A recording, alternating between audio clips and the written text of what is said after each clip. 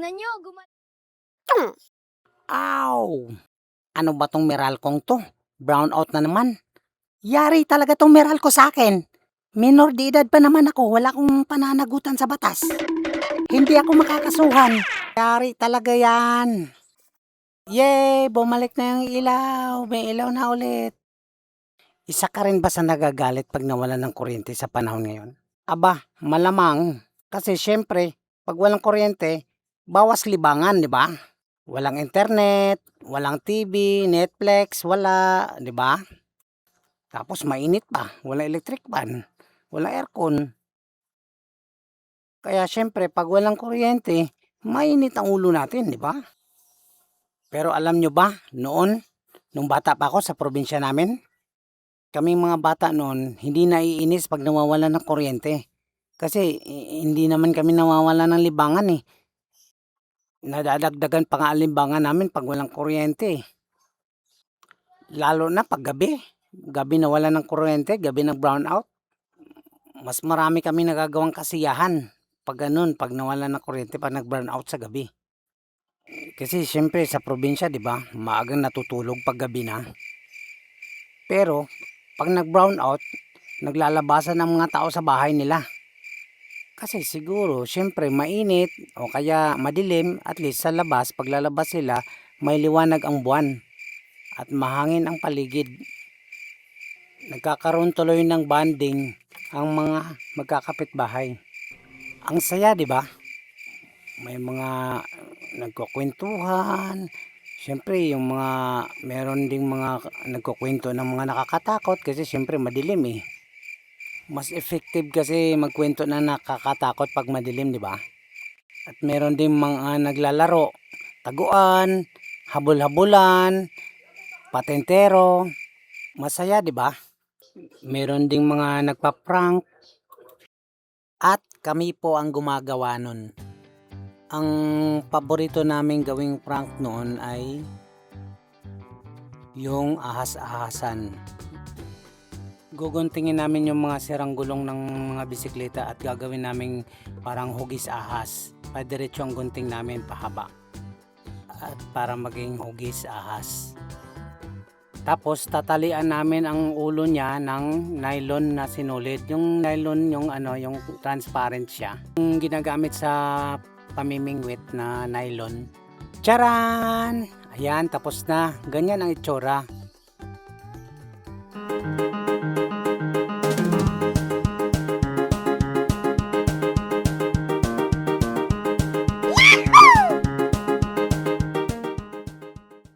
Ilagay namin yung ahas-ahasan sa isang gilid ng kalsada at sa kabila naman yung dulo ng tali. Sa kabilang gilid ng kalsada naman yun. Tapos tsaka namin ihilahin yung tali pag may tao nang dadaan para yung ahas-ahasan gagalaw at tatawid sa kalsada. Uy, may taong paparating. Ready ka na, Nat? Sige, lapit pa. Kunti pa. Wait lang, Nat, ha. Mamaya mo na hilahin pag malapit na talaga siya.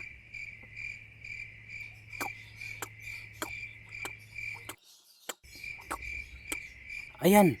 Sige, hila na, Nat.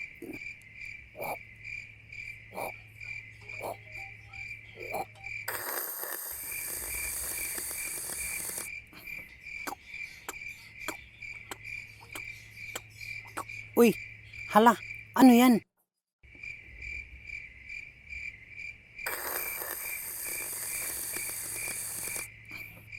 Ahas? Ah!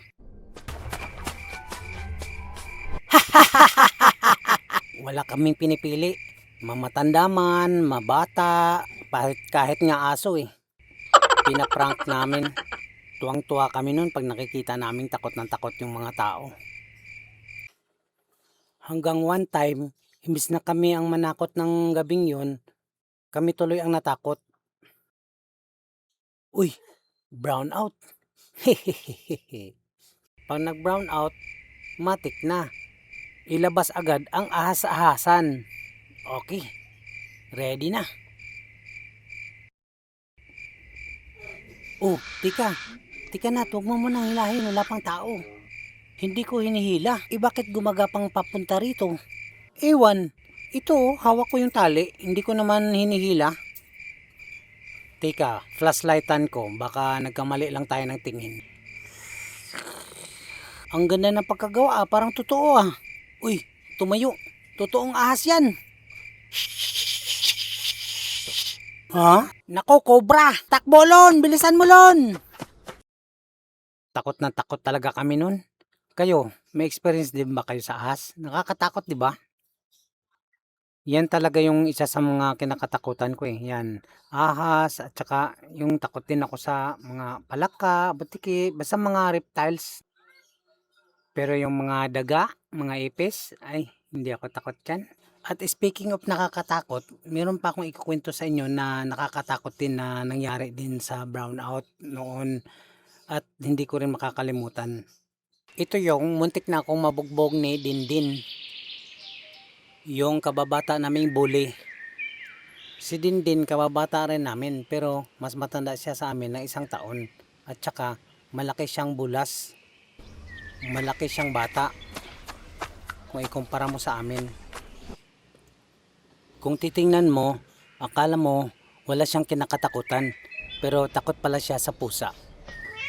Kasi sabi ng mama niya, minsan daw ang aswang nagsasapusa kaya akala niya lahat ng pusa aswang. Brownout na naman noon dahil nga sa ayaw naman namin na mag-prank na ulit. Ang pinagdidisketahan naman namin ngayon ay ang mga alitaptap. May mga alitaptap kasing lumalabas noon sa amin pag magba-brown out.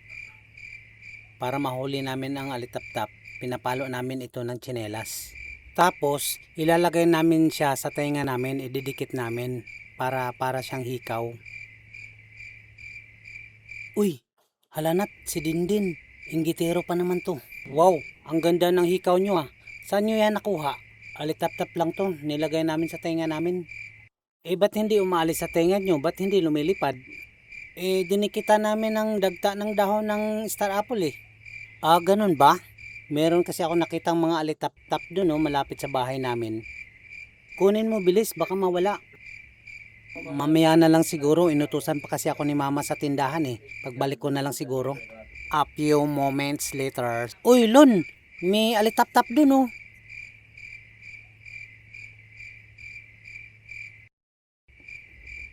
Oo nga no. Tara paunahan tayo kung sino unang makakahuli sa alitaptap. Ready, get set, go! Eto na kami.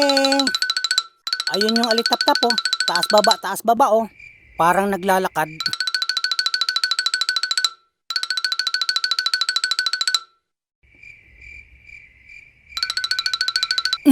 Aray! Oh no! Sino nagsampal sa akin? Andyan lang pala kayo sa likod ng drum ng tubig ah. Yari kayo ngayon. Lagot tayo kay Dindin. Ang dilim kasi kaya hindi ko nakitang nakadikit pala sa tinga niya yung alitaptap. Papunta na si Dindin dito. Yari tayo nito. Anong gagawin natin ngayon? Huwag kang mag-alala. Magpusa-pusaan tayo. Magkukunwari tayong pusa? Tama ka. Meow, meow, meow, meow. May mga pusa? Pusa pala yung gumagalaw. Meow, meow, meow, meow.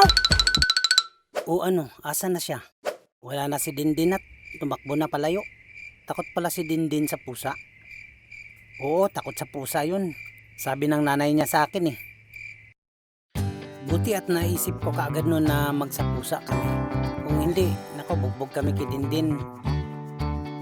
O yung mga hindi pa nakasubscribe dyan, subscribe naman kayo sa channel ko. Para ganahan naman ako magkwento ng mga karanasan namin noon. Salamat!